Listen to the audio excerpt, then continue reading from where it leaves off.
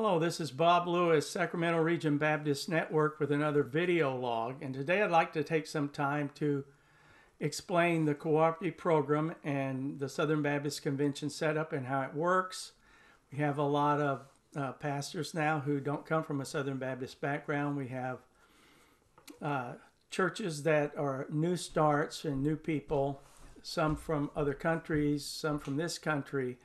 And they've just never been taught this. It used to be taught a lot, and I don't think it's taught as much anymore. We just assume everyone understands, but it can be confusing.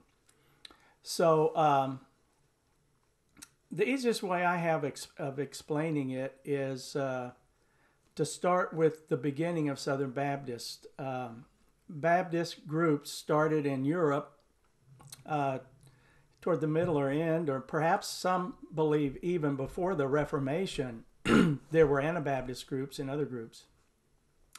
And in England, if you weren't a member of the Church of England, because each country was a Christian country, and by law, if you were born there, you were a Christian and you were in that country. And if you started some other church besides their established church that was recognized by the state, then you were persecuted and thought to be, some kind of renegade or something.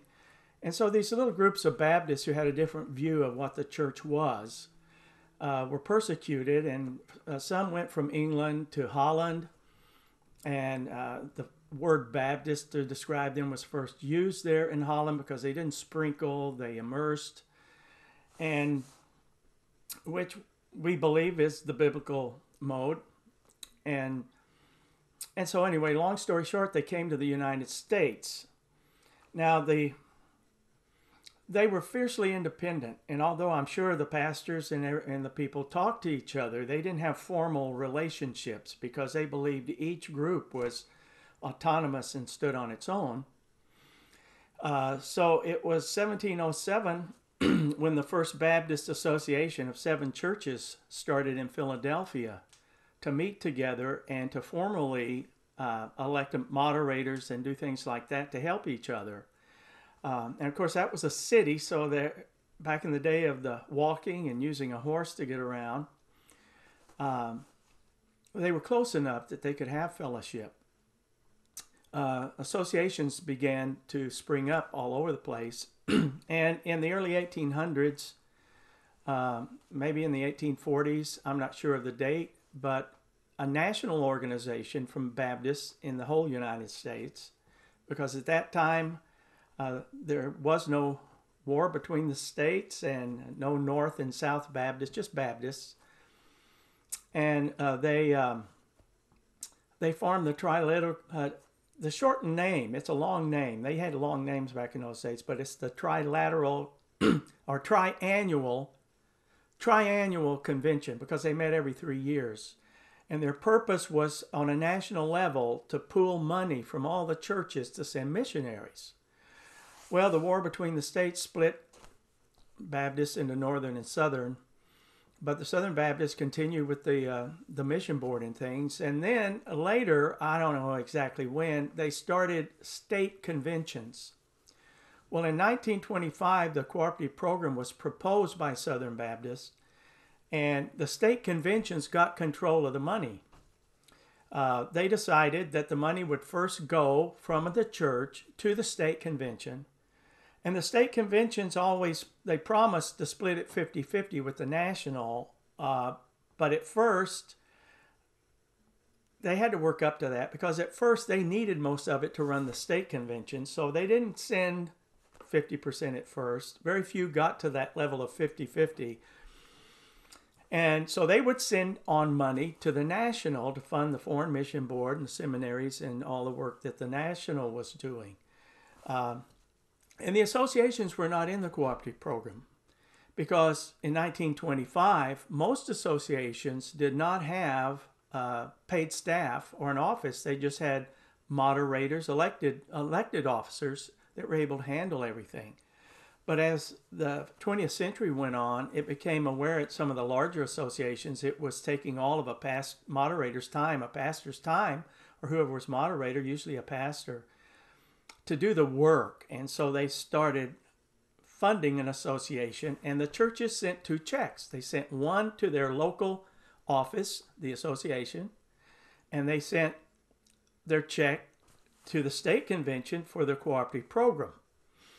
And so this is where some of the confusion comes in, because, churches are, the associations never promoted themselves, and they were actually used as the feet on the ground for the nationals, the state and the national, to do the legwork. They were trained to sell Sunday school literature. They were trained to do all of these other things, because the state staff and the national staff didn't have feet on the ground. They didn't have enough people to be in every location.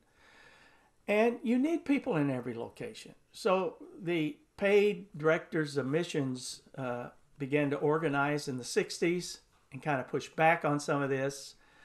And so that's why we have 2 checks. One to your association, one to the state convention, and it's their responsibility to send money to the national. Yeah, it's very confusing. But when you think about it, the Southern Baptist Convention is really organized like the United States governments. The church is a city. The association is a county. And back in the South, there are enough churches that each association covers the county. And then you have the state and the national. We even meet together to decide things in conventions. But we don't call our people that go there delegates. We call them messengers from the churches. So if you think of the Southern Baptist Convention being organized like the United States government, it kind of helps you understand, we're each independent. Nobody can tell the association what to do except the people that are the messengers at their meeting and that elect the executive board for their meeting and hire their people. The state can't tell the association what to do. The association can't tell the state what to do. The state can't tell the national what to do, and the national can't tell the state or the associations what to do, any more than they can tell your local church what to do. But in my point of view, somewhere in the mid-20th century into the 60s and 70s, local churches gave up their autonomy. Whenever they needed something, they usually called the state convention, occasionally the national. They might talk to the association, who would probably, because they didn't have the money and the staff that the state convention did, that each one of the staff in the state convention had their expertise, would refer them to the state convention. So in a sense, we're really not the original Baptist that we started out being. Because our churches, and this is where I'm challenging the churches in the Sacramento region, to start thinking for yourselves. You're autonomous. This is Bob Lewis, Acting Director of the Sacramento Region Baptist Network, with another video log. And we'll post this, and if you have any comments, we've got a website, sacbaptist.org. Let us know, okay? Thank you so much.